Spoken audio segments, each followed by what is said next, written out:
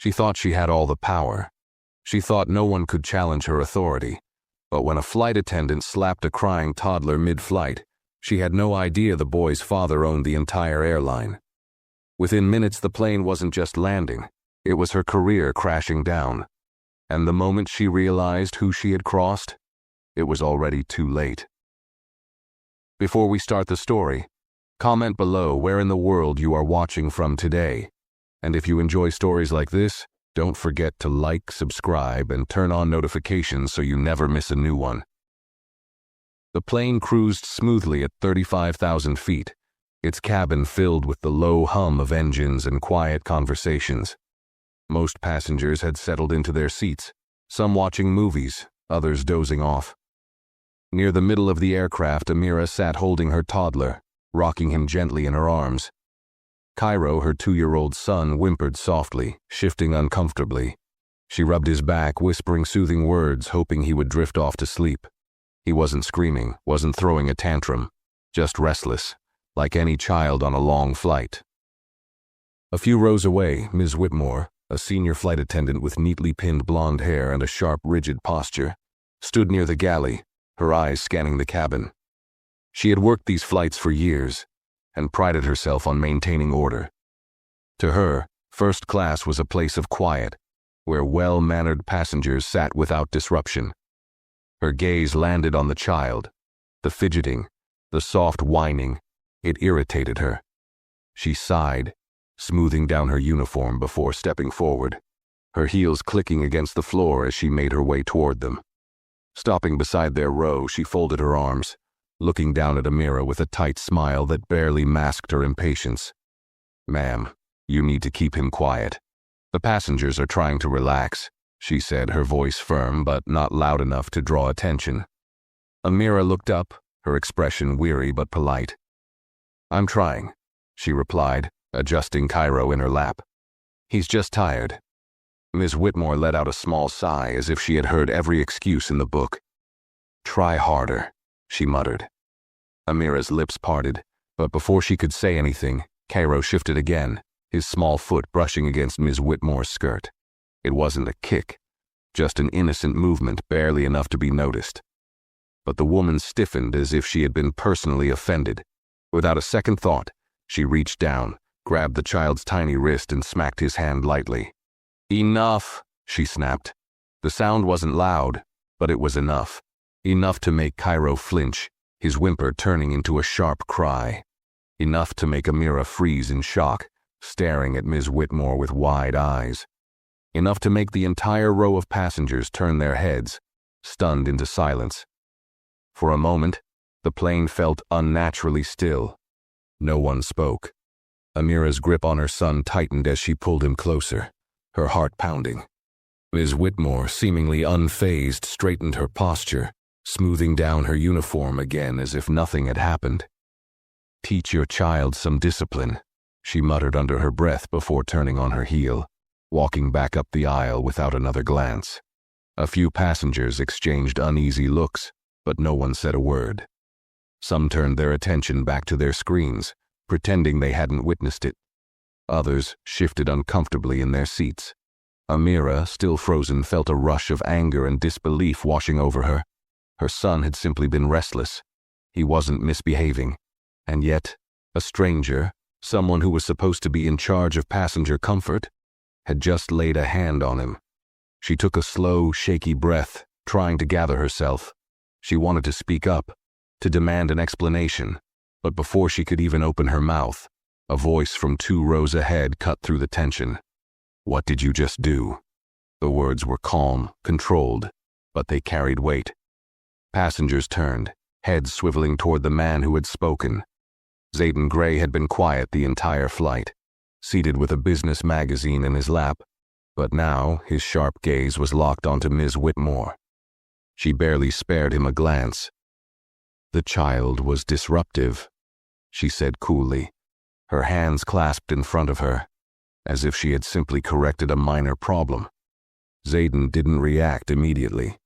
He took his time, setting his magazine aside, unbuckling his seatbelt, and standing up.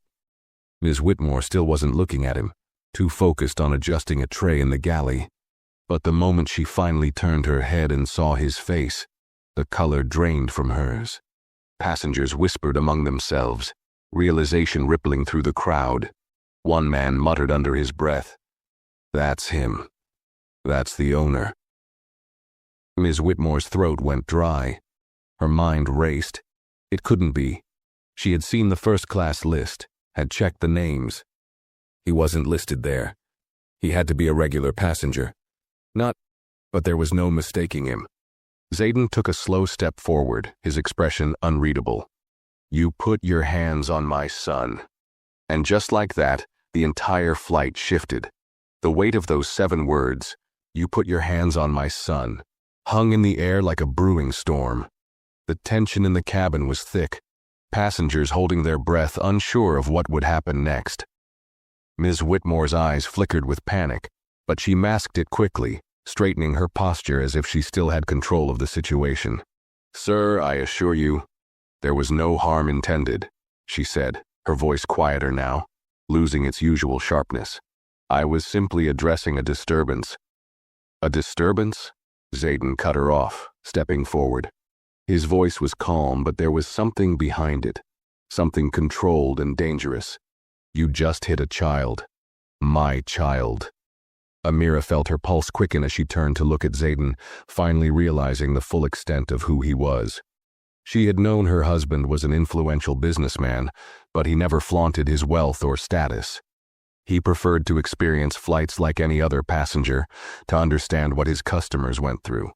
But now, standing in the middle of the aisle with his presence commanding the entire cabin, there was no mistaking the authority he carried.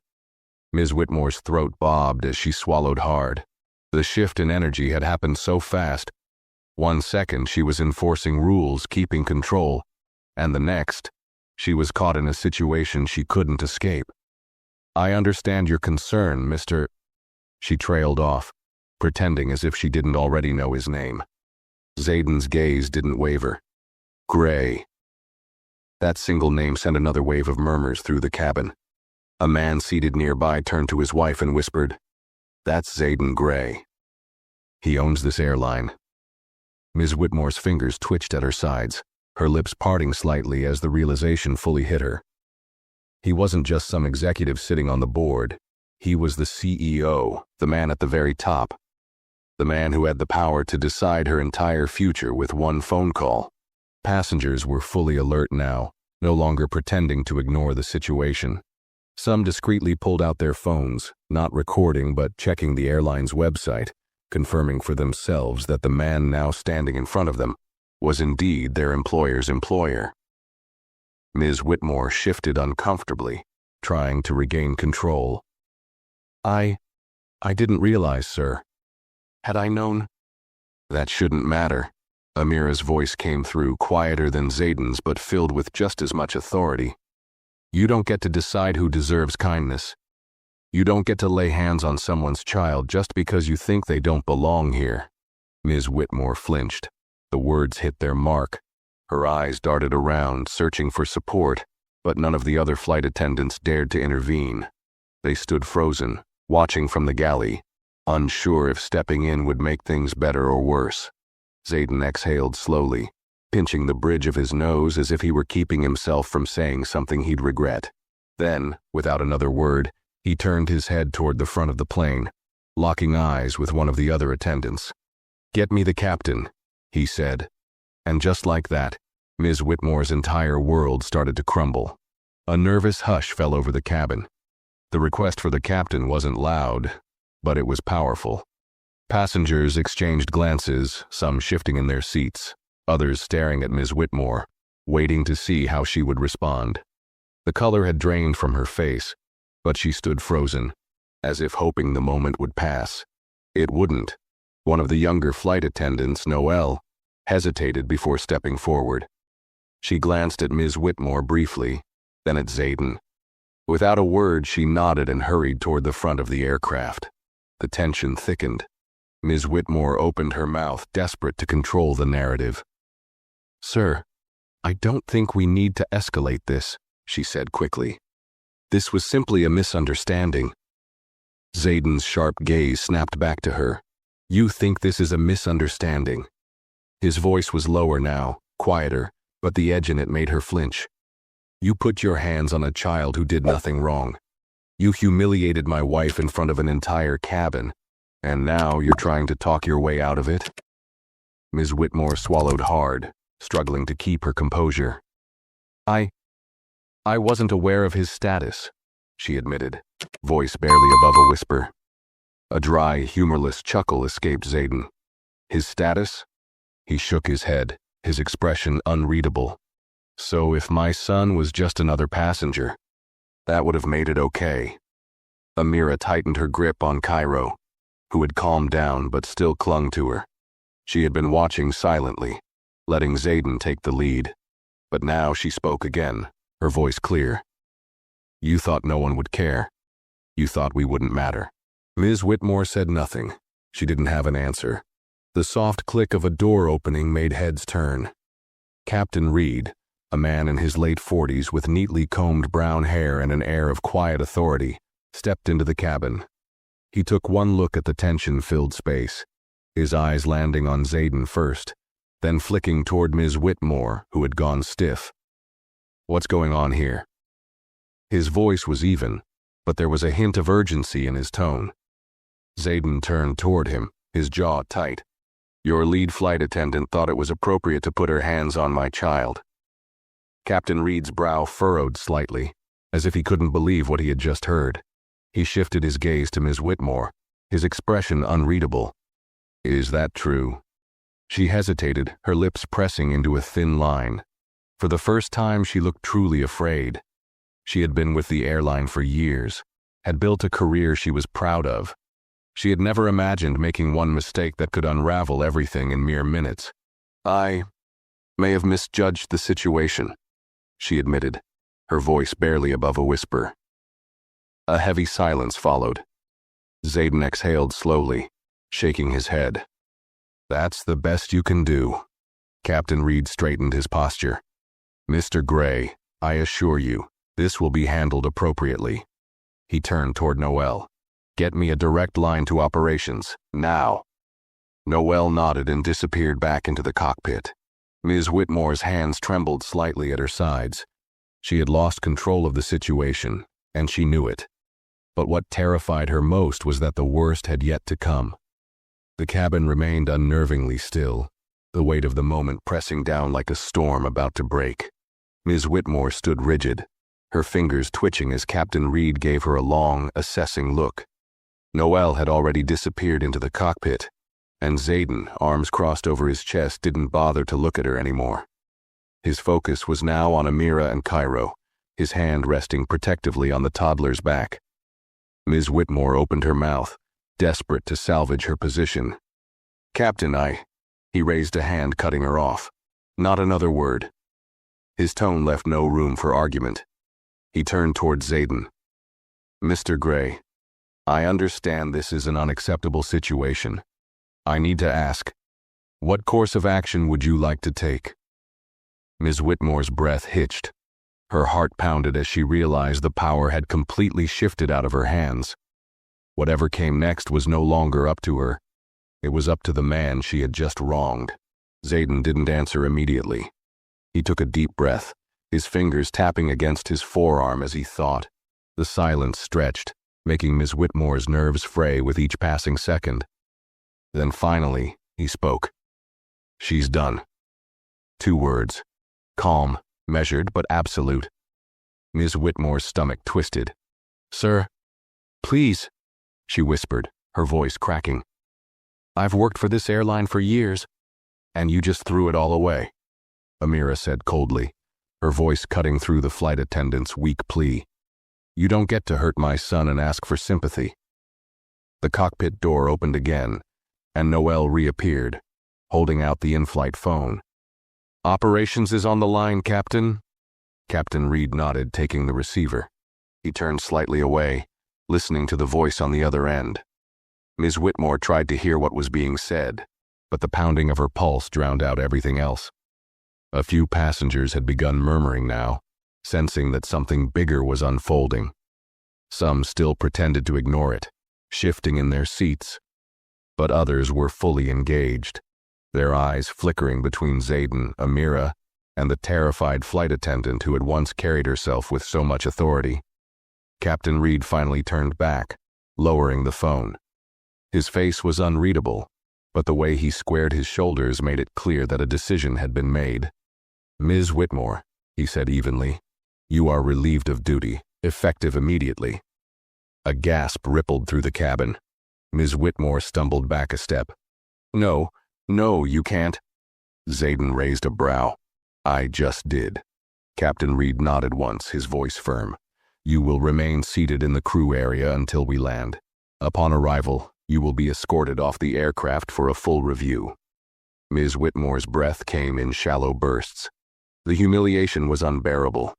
She had been the one giving orders, the one making the rules. And now, she was the one being dismissed like an unruly passenger. She turned, as if looking for someone, anyone, to defend her. The other flight attendants avoided her gaze. They had seen the entire thing unfold, and none of them wanted to be associated with her downfall. The captain's voice snapped her back to reality. "Ms. Whitmore." She turned slowly. "Sit down," he said, his tone final. Defeated, she took a shaky step back and dropped into the nearest crew seat, her hands clenched into fists on her lap, her mind spinning. Zayden exhaled slowly, adjusting the cuffs of his blazer. "Now that we've taken care of that," he said, looking at Captain Reed, "I expect a full incident report by the time we land." "Yes, sir," the captain responded without hesitation. Ms. Whitmore's nightmare wasn't over. It had only just begun. The plane's steady hum filled the cabin, but the atmosphere had changed completely. Passengers who had been watching the confrontation quickly turned back to their screens or looked out the windows, pretending they hadn't witnessed the downfall of the once authoritative flight attendant. Others stole glances toward Ms. Whitmore, whose face was pale as she sat stiffly in the crew seat, staring at nothing. Zayden took his seat again, his arm draping protectively around Amira and Cairo. His son, still nestled against his mother's chest, had finally started to settle. The tension that had gripped Amira's shoulders eased, though her fingers still lightly traced circles on Cairo's back. She wasn't sure whether she was relieved or still in shock at how quickly things had escalated. A soft voice broke through her thoughts. "Excuse me, sir." Amira and Zayden looked up. Noelle, the younger flight attendant, stood beside them, her hands clasped in front of her. She had hesitated before approaching, unsure if she was overstepping, but she felt compelled to speak. "I just wanted to say," she continued, her voice barely above a whisper, "that what happened back there, it wasn't right. I was uncomfortable when I saw it, and I should have spoken up sooner." She looked at Amira with quiet remorse. "I'm really sorry for what you went through." Amira studied the woman for a moment. There was sincerity in her eyes, genuine regret. Zayden nodded once. "It's not your fault. But you saw what happened. You know this wasn't just about my son making noise, don't you?" Noelle's face tightened. "Yes, sir." Amira let out a slow breath, her voice calmer now. "Then promise me this. If you ever see something like this again, don't wait for someone else to speak up." Noelle swallowed hard and nodded. "I won't." A few feet away, Ms. Whitmore stiffened at the exchange, but she didn't dare interrupt. Her place in the cabin had shifted. She was no longer in control, no longer the enforcer of rules. She was just another passenger now, waiting to see what her future held. The captain's voice crackled over the intercom. "Ladies and gentlemen, we're beginning our descent. Please ensure your seat belts are fastened and tray tables are in the upright position. Flight attendants will be making their final cabin check shortly." Zayden shifted slightly, his fingers tapping rhythmically against his knee. Amira noticed the subtle motion, one she had seen before. He was thinking, calculating his next move. She leaned toward him. "What are you planning?" He turned his head, meeting her eyes with an expression that was impossible to read. "You'll see." Ms. Whitmore caught that last part, her pulse quickening. She had thought the worst had passed. that she would be escorted off the plane in silence, left to explain herself to airline management. But something in Zayden's tone sent a chill down her spine. This wasn't over, not yet. The descent felt slower than usual, or maybe it was just the weight pressing down on Ms. Whitmore's chest. Every second that passed felt like an eternity, her mind racing through possible outcomes. Would they fire her immediately? Would there be a meeting? Could she talk her way out of this? She stole a glance toward Zayden, hoping to read his expression, but he hadn't spared her another look. He was focused on Amira and Cairo, adjusting the toddler's blanket while speaking to his wife in hushed tones. Whatever he had planned, it wasn't meant for her ears. Passengers around them were quietly fastening their seatbelts, some sneaking discreet glances toward the front of the plane where Captain Reed sat stiffly in his seat, waiting for the final instructions from air traffic control. Then the intercom crackled again. "Cabin crew, prepare for landing." Noel and the other attendants moved through the aisles, checking seatbelts and securing trays. But the energy felt different. No one looked at Ms. Whitmore. No one acknowledged her. It was as if she had already been erased from their team. The landing gear rumbled beneath them as the plane began its final approach. Ms. Whitmore exhaled, pressing her palms against her lap to steady herself. Maybe, just maybe, she could talk to the airline executives before Zayden did. Maybe if she got ahead of this, she could. A sharp ding interrupted her thoughts. Passengers turned as a uniformed security officer stepped onto the plane, waiting near the jet bridge. His stance was firm, his expression unreadable. He wasn't here for a routine check. He was waiting for someone. Ms. Whitmore's pulse skyrocketed. Her fingers curled around the armrest. This was happening faster than she thought. The plane's wheels touched down with a smooth but heavy thud, rolling down the runway before gradually slowing. The moment they reached the gate, another announcement came through the speakers. "Ladies and gentlemen, welcome to our destination. Please remain seated until we have reached the gate and the seatbelt sign is turned off." A pause. Then the captain spoke again, but this time his voice held something different. "Certain crew members will be required to remain on board for further instructions. Passengers, we thank you for choosing our airline and wish you a pleasant stay." The words sent a ripple of whispers through the cabin. Ms. Whitmore's stomach twisted painfully. Certain crew members. She didn't need to be told. She knew exactly who that meant. Her hands trembled as she unfastened her seatbelt, her breath shallow. She had spent years walking through this terminal with authority, head held high. But now, she would be walking out under very different circumstances. And the worst part? She still didn't know what Zayden Gray had planned. The seatbelt sign flicked off with a soft chime, and the usual sounds of landing filled the cabin. Passengers shifting in their seats, overhead bins clicking open, and the faint hum of conversation as people prepared to disembark. But amidst the routine movements, an unsettling energy lingered in the air. People weren't just eager to leave the plane. They were waiting for something. Ms. Whitmore sat frozen in her seat, her hands clammy against her uniform. The security officer stood by the front exit, unmoving, his gaze fixed on the cabin like he had been given strict instructions. She knew better than to assume this was just protocol. He was waiting for her. Zayden remained in his seat, calm and unreadable, one arm resting around Amira, while his free hand lightly traced Cairo's back. He wasn't in a rush to leave. He had time, and that made Ms. Whitmore's stomach turn even more.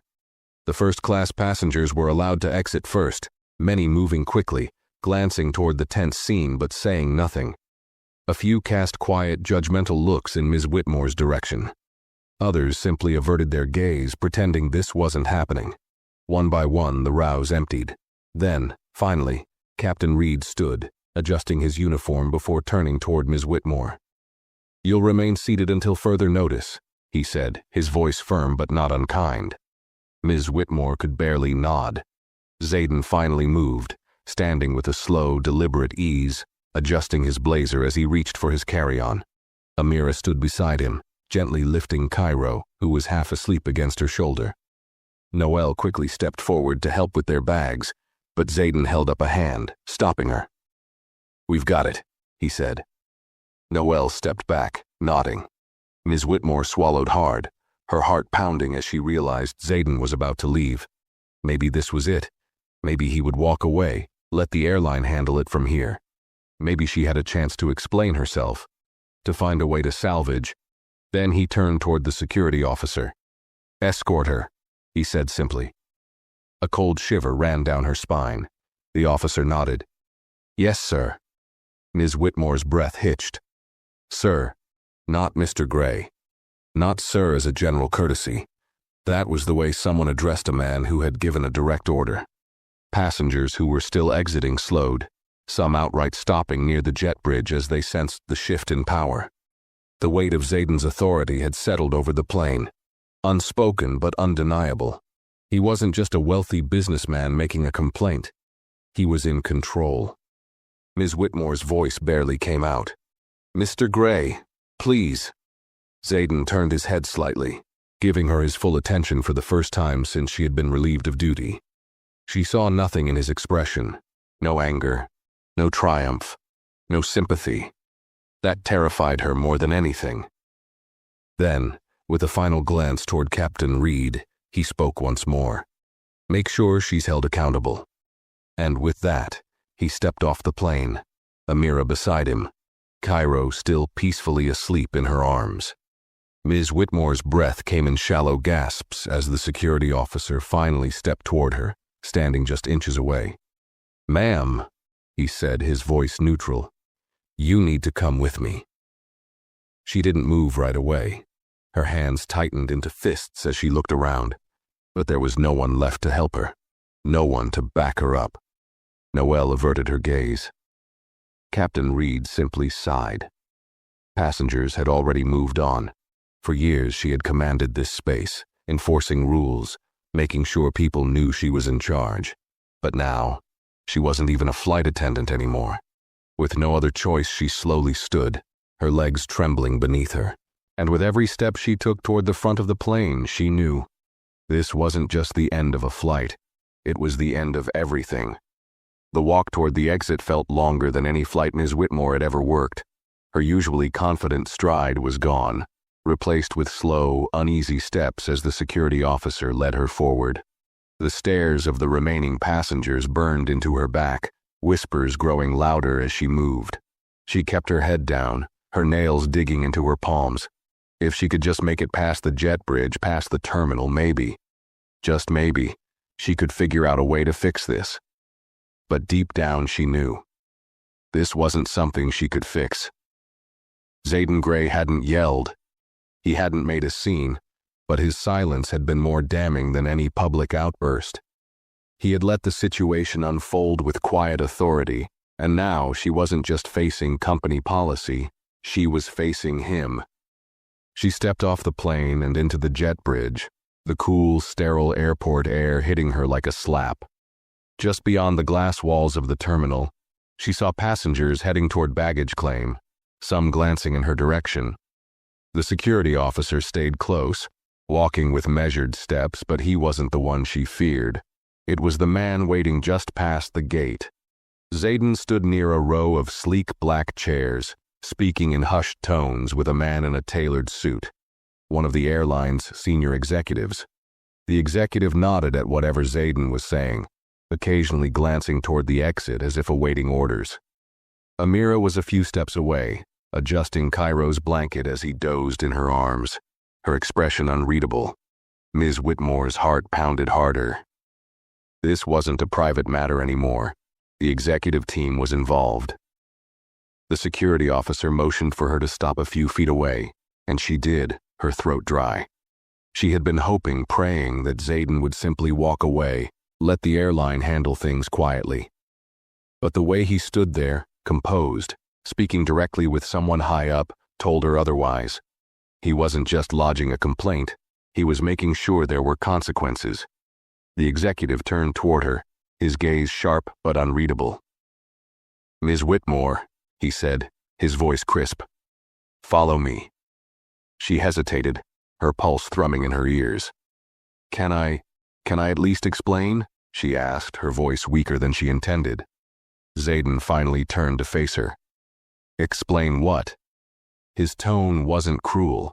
It wasn't mocking. But it was final. She opened her mouth, desperate to string together a defense, but the words wouldn't come. Because what could she say? That she hadn't meant to strike the child. That she had been overwhelmed. That she would never have done it if she had known who he was? All of it sounded hollow, even to her. The executive adjusted his tie. "You will have an opportunity to give your statement during the formal review," he said.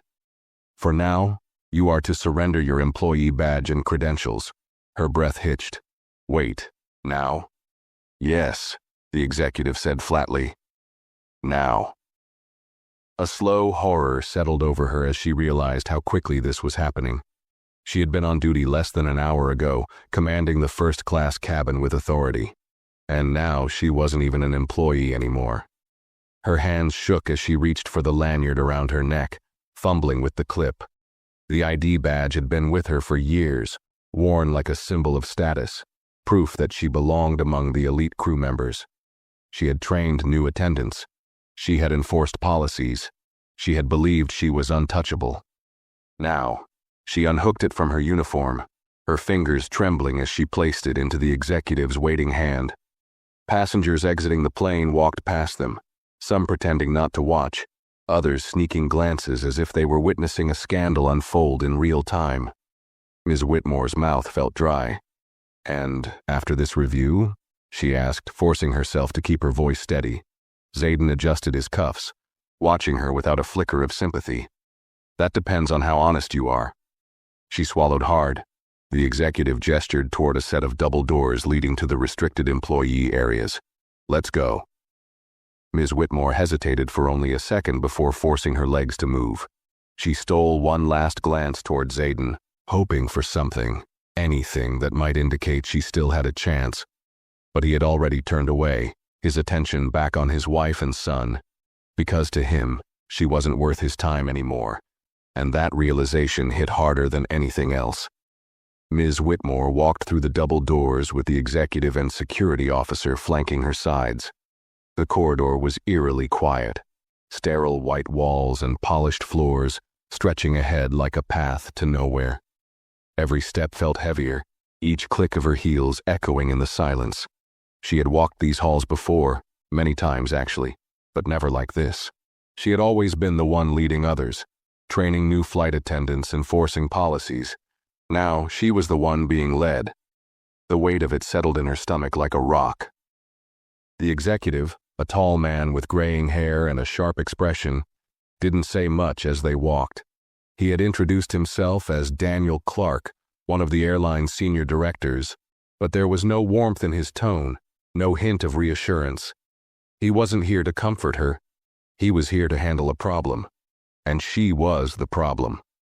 Finally, they reached a glass-walled conference room near the operations office.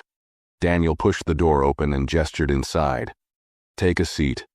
Ms. Whitmore hesitated but obeyed, lowering herself into the chair. The room was minimalist. Just a long table, a few chairs, and a large screen mounted on the wall. No decorations, no warmth, just business. Daniel sat across from her, setting her ID badge down on the table between them. The security officer remained by the door, arms crossed. For a moment, silence stretched between them. Then Daniel spoke. "You've been with this airline for over a decade, haven't you?" Ms. Whitmore nodded quickly, relieved that the conversation was starting with something neutral. "Yes, I've dedicated years to this company." "That's what makes this situation even worse," Daniel interrupted, leaning forward slightly. "You didn't just make a mistake. You showed blatant misconduct on a flight in front of dozens of passengers, and worst of all," he exhaled sharply, "you put your hands on the child of the airline's owner." Ms. Whitmore flinched. Hearing it out loud made it feel even worse than it already was. I wasn't thinking," she stammered. "I only meant to discipline him." Daniel's expression darkened. "Discipline?" He leaned back, crossing his arms. "Who gave you that authority?" Ms. Whitmore's lips parted, but she had no answer. "Let me make this clear," Daniel continued. "No flight attendant is ever permitted to physically discipline a passenger, least of all a child. I know, she whispered, her fingers tightening against the table's edge. I lost my patience. Daniel studied her for a long moment, as if deciding whether he even cared about her reasoning. Then, slowly, he turned toward the screen on the wall. A click. The screen lit up. Her stomach dropped. A security feed. She watched in horror as the footage played, a silent but damning recording from the aircraft's in-cabin cameras. The angle was slightly tilted, capturing the moment perfectly. There she was, standing over Amira and Cairo. There was the impatient expression on her face. There was the sharp movement of her hand connecting with the toddler's tiny wrist. And then, the worst part, the way Amira froze, the shock written all over her face. The footage was undeniable. Ms. Whitmore's fingers curled into her lap. Daniel turned off the screen. So, what do you have to say now? She swallowed hard. It looks bad, she admitted, her voice barely above a whisper. But I wasn't thinking clearly. You weren't thinking at all, Daniel corrected. Ms. Whitmore's pulse raced. Please, she whispered, leaning forward. I've given this airline my entire career. I know I made a mistake, but this isn't just a mistake, Daniel interrupted again, his tone cold. This is liability. Ms. Whitmore's chest tightened. Zayden's words came back to her. Make sure she's held accountable. It hadn't been an empty threat, she was being held accountable. And it wasn't over yet. Daniel exhaled, pushing back his chair slightly. Here's what's going to happen next, he said. Effective immediately, you are placed on unpaid suspension pending a full review. Ms. Whitmore sucked in a sharp breath. Suspension? Yes. Daniel's tone remained neutral. You will receive an official notice within 24 hours. A formal meeting with the board will be scheduled, and during that time your employment status will be decided. She gripped the table. Decided? Daniel's gaze didn't waver. Yes, but if you're looking for a guarantee that you'll keep your job, he shook his head. I wouldn't count on it. Her breath came in uneven gasps. Please, she whispered. I didn't mean. Daniel held up a hand. Save it. He nodded toward the security officer. Escort her out. Ms. Whitmore's vision blurred as she stood, the walls of the room closing in around her. She had spent years walking these halls with pride, her head held high, enforcing rules and keeping order. Now, she was being escorted out like a criminal. She followed the security officer through the hallway, each step feeling heavier than the last. Employees she had worked with for years passed by, some throwing her brief, knowing glances, others pretending not to see her at all.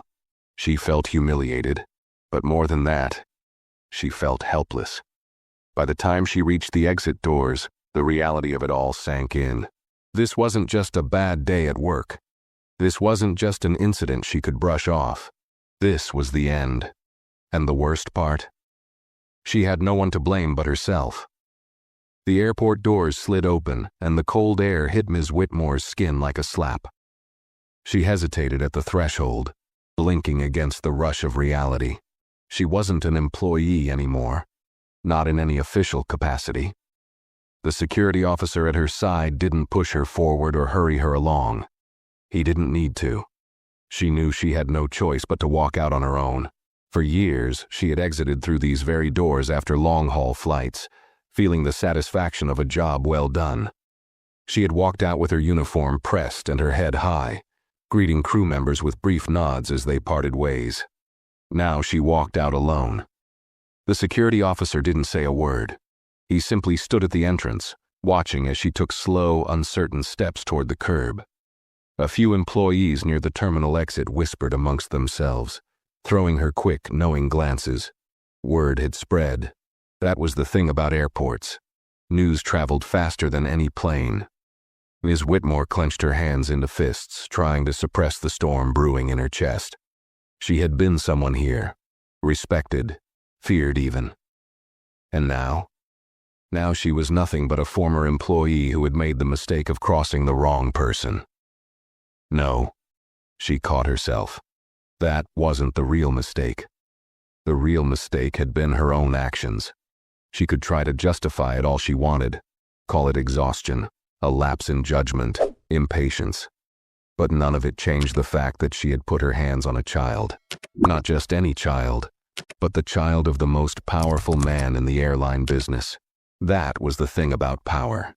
She had spent years wielding it, using it to control passengers, to keep order in her cabin, to demand respect. But power could be taken away just as easily as it was given. And now she had nothing. She reached into her pocket for her phone, her fingers shaking as she unlocked the screen. A flood of notifications greeted her. A missed call from a friend at the airline. A message from a coworker. What happened? Is it true? And worst of all, a new email from Human Resources. Her stomach churned as she opened it. Subject: Employment Status Update. From Airline HR Department, time 6:42 p.m. Dear Ms. Whitmore, this email is to confirm that you are currently on unpaid suspension pending further review by the airline's executive board. A formal hearing regarding your conduct on Flight 637 will be scheduled within the next 5 business days. Failure to comply with the investigation process will result in immediate termination. Additionally, please be advised that during this period, you are not permitted to access any airline properties, crew lounges, or company systems. Further instructions will be provided in a separate email. Regards, Airline HR Department. She stared at the words, her fingers gripping the phone so tightly her knuckles turned white. Unpaid suspension, pending review, formal hearing. She knew what that meant. They weren't reviewing anything. They were waiting for Zayden Gray's final decision. She had seen situations like this before. Attendants who had made poor choices, employees who had been called in for meetings, thinking they had a chance to argue their case, only to walk out jobless, a security escort at their side. She had been on the other side of those conversations. She had been the one whispering about it in break rooms, watching from a distance as someone disappeared from the crew schedule, their name erased as if they had never worked there at all. And now, she was next. Her breathing became shallow as she lowered her phone, staring blankly at the road ahead. The airport traffic moved as it always did. Taxis pulling up, families reuniting, pilots walking in and out of the terminal, ready to take on another flight. Everything was moving forward, but she was stuck. A sharp gust of wind blew against her, cutting through her uniform. Or, what had been her uniform. It wasn't hers anymore. The badge was gone. The title was gone. The power was gone. Her mind raced for a solution. Maybe she could plead her case at the review. Maybe she could write an apology to Zayden Gray himself. Would that even matter? Would he care? From the moment he had turned away from her in that conference room, she had felt it. He had already decided. The review was just a formality. She wasn't coming back from this. The thought made her dizzy. She had worked for 10 years to get to where she was. 10 years of flights, training, managing passengers, enforcing rules. She had dedicated herself to this job, sacrificed sleep, holidays, and personal time. And in less than 10 minutes, it was all over. Her legs suddenly felt weak. She turned, scanning the terminal, looking for... what? Help? Support? A miracle? Instead, her eyes landed on the very last person she wanted to see. Zayden Gray. He stood near a private car at the curb, speaking with another executive, his posture relaxed but authoritative. Amira was beside him, holding Cairo, who was still half asleep. The toddler nestled against his mother's shoulder, his tiny fingers gripping the fabric of her coat. Zayden wasn't even looking at her. She was invisible. She wanted to scream. She wanted to march up to him, demand that he see her, demand that he understand how much she had given to this company. But that wouldn't change anything. She knew that. Instead, she watched as Amira shifted slightly, whispering something to her husband. Zayden nodded, reaching out to stroke Cairo's back gently before glancing toward the driver. The man opened the door, stepping aside as Amira carefully slid into the car with their son. Zayden followed, pausing just before stepping inside. For the briefest moment, he turned his head toward the terminal. Their eyes met. Ms. Whitmore's breath caught in her throat. It lasted only a second. Then, without a word, Zayden stepped into the car, and the door shut behind him. The black sedan pulled away from the curb, disappearing into the stream of traffic. And just like that, he was gone. And she was left standing there, in the cold, watching as the last remnants of the life she had built slipped right through her fingers. Ms. Whitmore stood at the curb long after the black sedan had disappeared into the flow of airport traffic. The cold air bit at her skin, but she barely felt it. Her thoughts churned, a chaotic spiral of regret, fear, and disbelief. How had this happened? She had walked onto that flight with authority, with control. Now she stood on the outside, stripped of everything she had worked for, as if the last 10 years of her life had never happened. Passengers continued flowing in and out of the terminal, moving forward with their lives while she remained frozen. A group of flight attendants passed by, laughing about something one of them had said. Their crisp uniforms were identical to the one she still wore, except they still belonged in theirs. Her uniform meant nothing now. A fresh wave of nausea rose in her stomach. Think. There had to be something she could do. Damage control. That's what she needed. She yanked her phone from her pocket, her fingers shaking as she scrolled through her contacts. There had to be someone, an executive she had worked under, a manager who owed her a favor, someone who could pull strings before this went too far. She found a name, James O'Connell. James was one of the senior HR executives, someone she had worked with for years. They had attended training sessions together, even spoken about policies over coffee in the break room. He had always respected her. He would listen. She pressed the call button, pressing the phone against her ear, her heart hammering. 1 ring, 2, 3. Then, click. Ms. Whitmore. Her breath caught. He sounded off. James, she said quickly. Listen, I know you've probably heard what happened. I have. His voice was firm, professional, distant. Her stomach twisted. I need to talk to you, she pressed. You know me, you know I would never— Ms. Whitmore. He cut her off, and this time his voice carried something even worse than disinterest. Finality. This is no longer in my hands. Her pulse pounded. What does that mean? A pause. Then, the words that shattered any hope she had left. Mr. Gray has already made his decision. She stumbled back a step, her breath catching in her throat. No, wait, she said, desperate now. I haven't even spoken to the board yet. How can he— James sighed. You don't understand, do you? His voice was calm, but there was something almost pitying in it. You're not dealing with an internal complaint. This isn't about protocol or policy violations anymore. You humiliated the wrong person, and now you're gone. She gripped the phone tighter. I haven't even had my review. There won't be one. Her breath hitched. James continued. The board will formally terminate your contract in the next 24 hours, but that's just a technicality.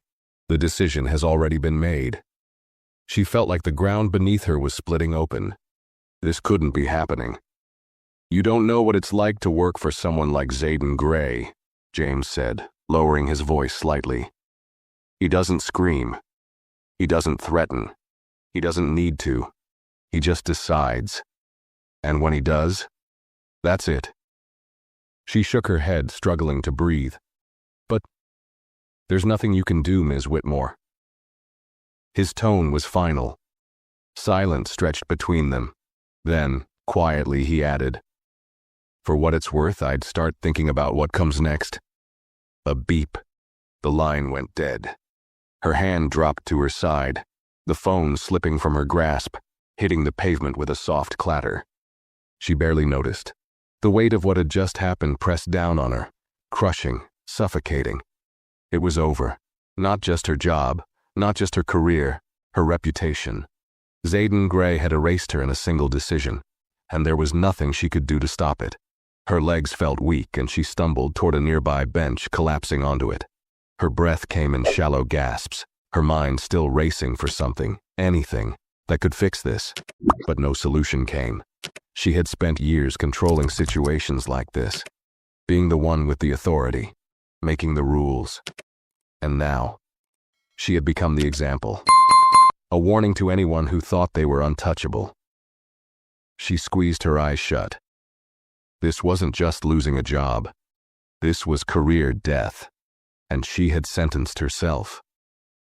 The minutes blurred together as Ms. Whitmore sat on the bench, her hands gripping the edge like it was the only thing keeping her from collapsing entirely. The weight of the conversation with James still rang in her ears. There won't be one. The decision has already been made. She had spent years believing she held power in the airline, that her position, her experience, and her reputation made her untouchable. But now all of it had been torn away, reduced to a single irreversible fact. She didn't matter anymore.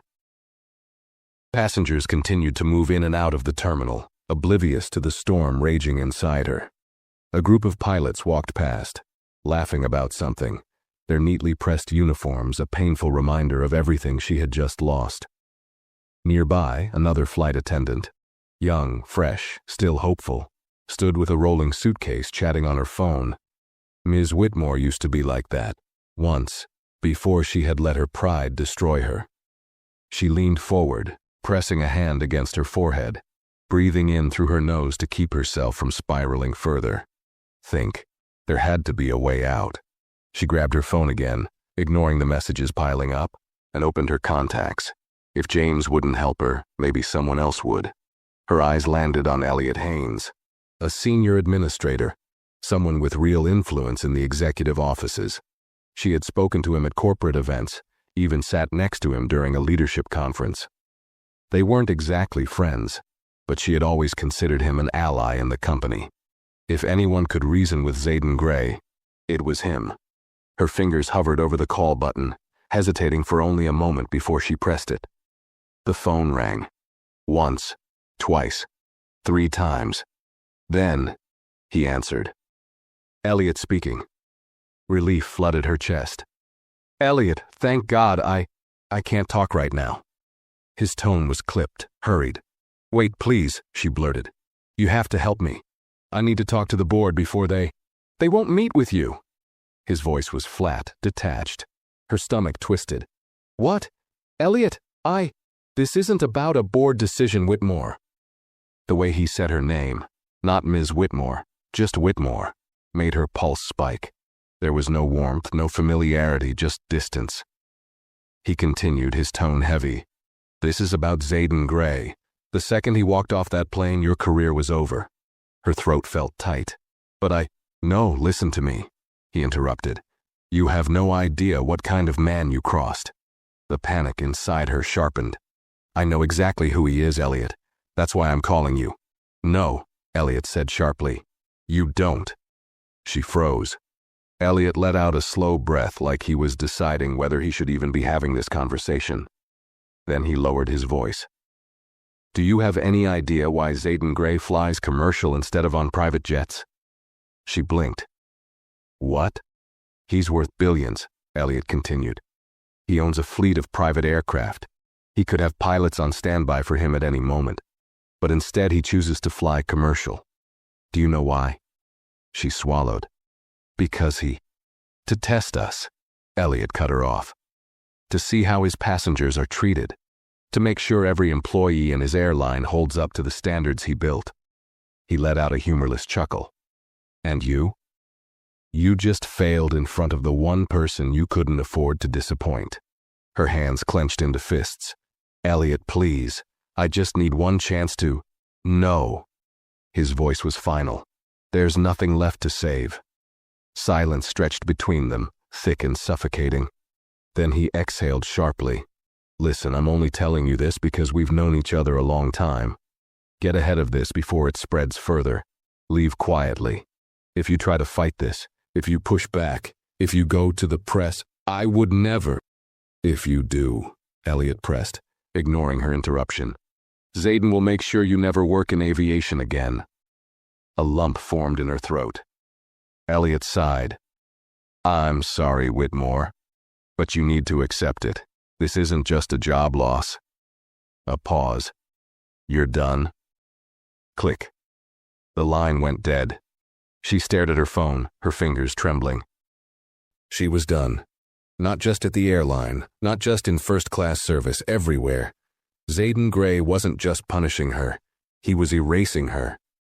Her body felt numb as she lowered the phone, her mind racing through what Elliot had just said. He was right. Zayden could have been anywhere. A private jet, a high-profile business lounge, away from the chaos of commercial travel. But he chose to be among the passengers.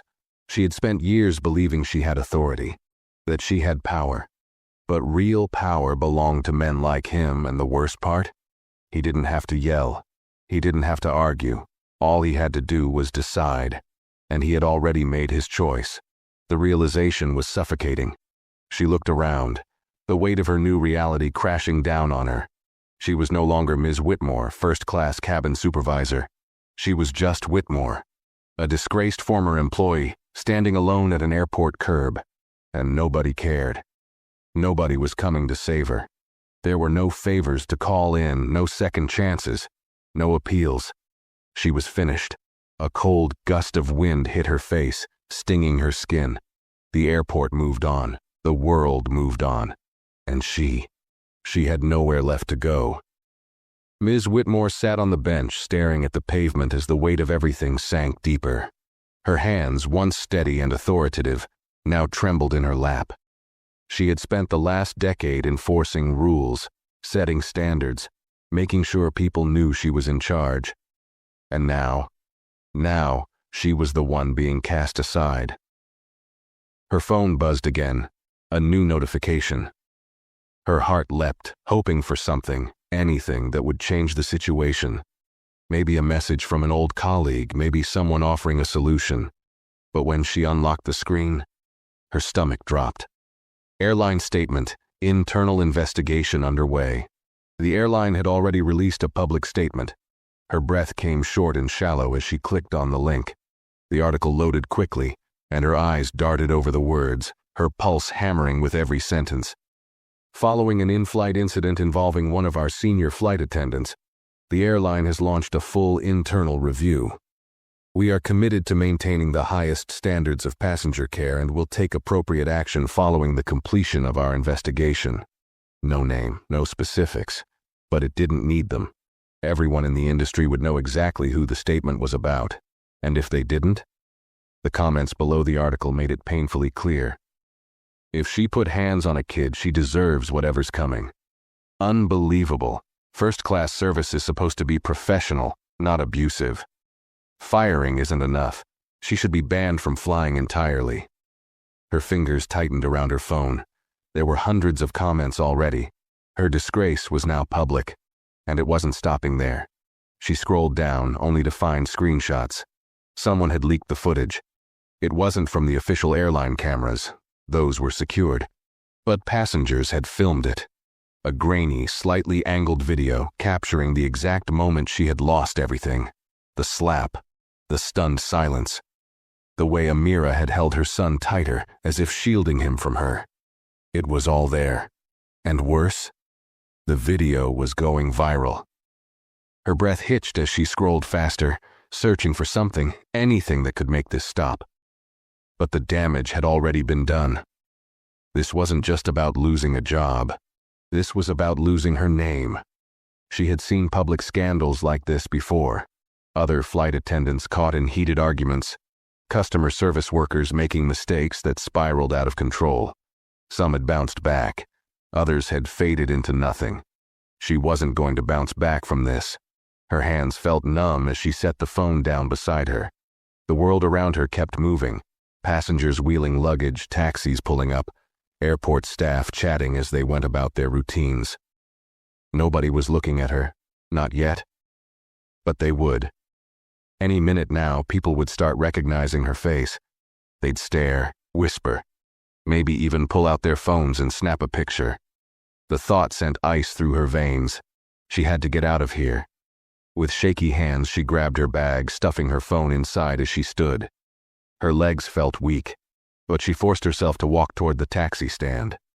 She needed to go somewhere, anywhere, just away from the airport, away from the stairs, away from the walls that felt like they were closing in on her.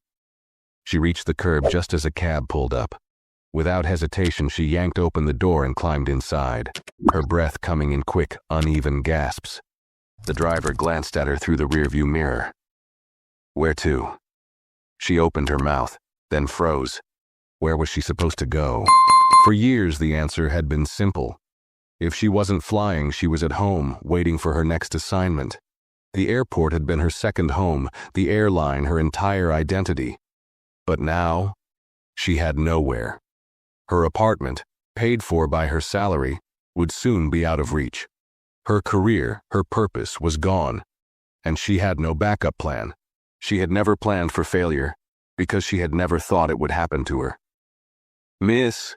the driver asked again, pulling her out of her daze. Her fingers tightened in her lap. "Just drive." The driver frowned but shifted the car into gear, pulling away from the curb. The airport grew smaller in the rearview mirror, fading into the distance. She had walked into that building with everything, and now she was leaving with nothing. The realization made her stomach turn. She was officially a nobody, and there was no coming back from this. The taxi moved through the city streets, but Ms. Whitmore barely noticed the changing scenery. The weight of everything pressed down on her, making it hard to breathe. She gripped her bag tightly, staring out of the window as the lights blurred past. Her mind was stuck in a loop. The slap, the silence, the way Amira had held Cairo like she was protecting him from a monster. And then Zayden, the way he had barely even raised his voice. He hadn't needed to. His presence alone had been enough to shift the entire flight against her. He hadn't argued with her, hadn't threatened her. He had simply decided her fate, and everyone had followed. That was true power, and she had never had it. For years she had thought she did. She had enforced rules, made passengers feel like she was in control, made decisions without hesitation. But she had been wrong. The real power had always belonged to the people who could end her with a single word. And now, Zayden Gray had done just that. Her hands trembled as she pulled out her phone again. She wasn't even sure why. There was no one left to call, no one who could help her. But some desperate part of her needed to see if there was a way out. She tapped on her email. More messages had flooded in, some from co-workers, some from people she barely even knew, sending her nothing but a short text.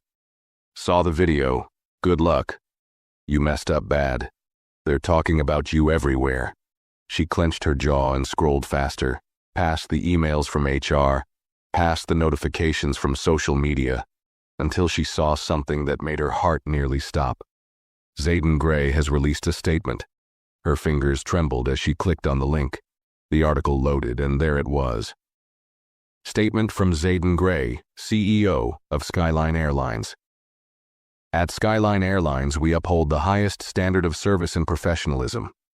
The safety and comfort of our passengers are our top priorities, and we do not tolerate misconduct of any kind. As a result of the recent in-flight incident involving one of our crew members, decisive action has been taken to ensure that such behavior does not reflect on the values of this airline. We remain committed to providing an exceptional experience for all travelers and maintaining the trust of our customers. She read it once, then twice.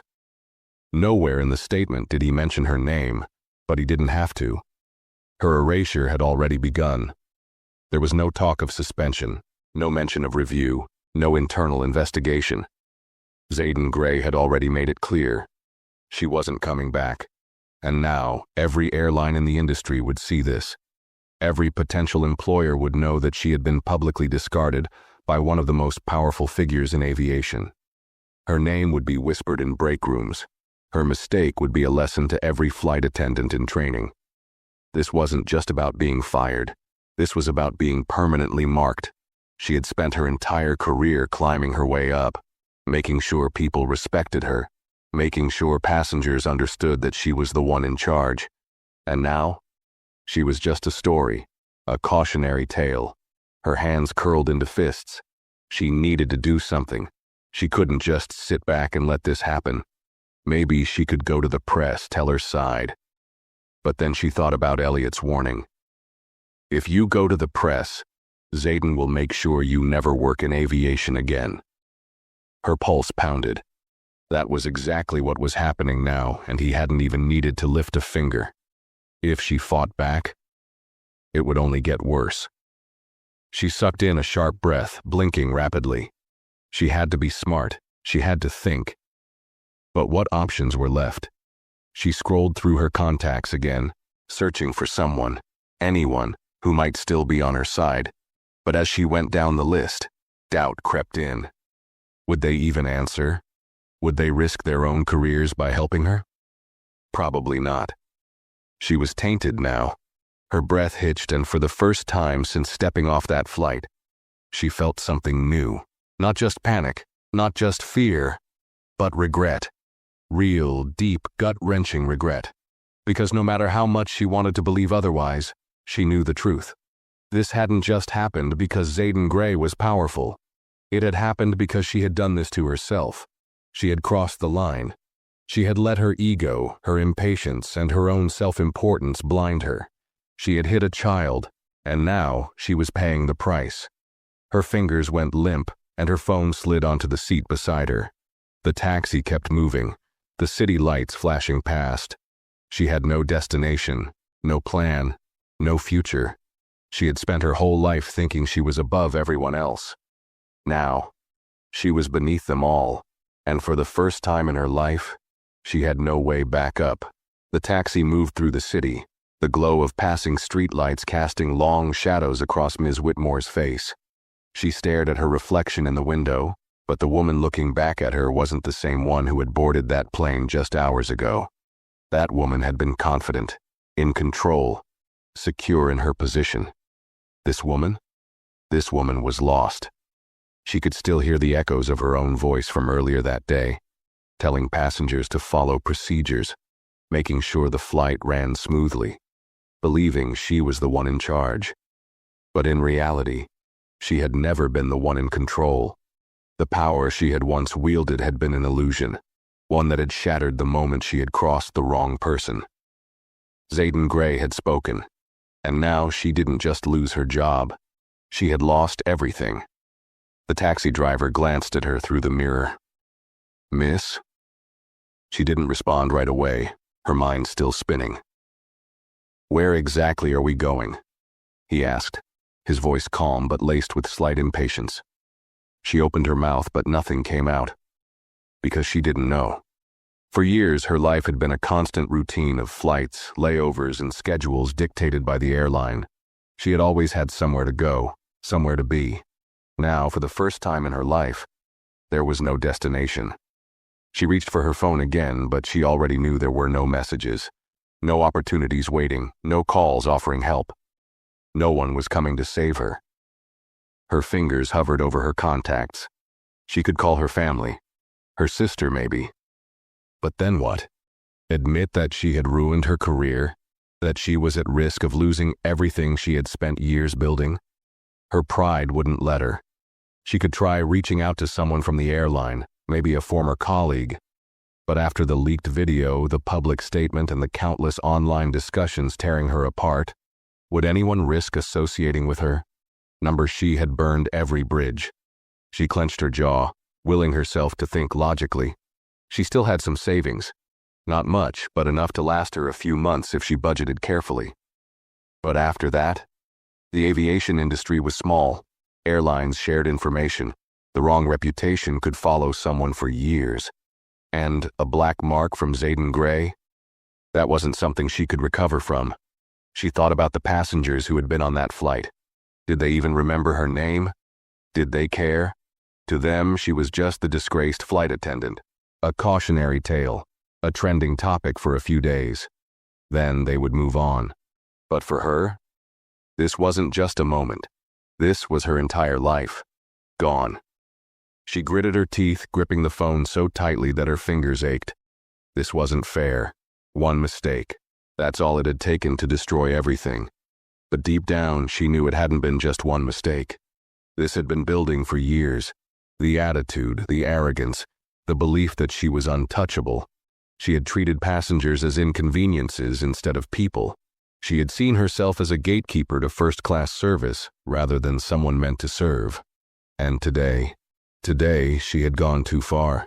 She had made the mistake, the kind that couldn't be undone. Zayden Gray hadn't just punished her.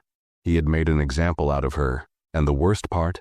He hadn't needed to yell, argue, or even fight to do it. All he had done was walk away.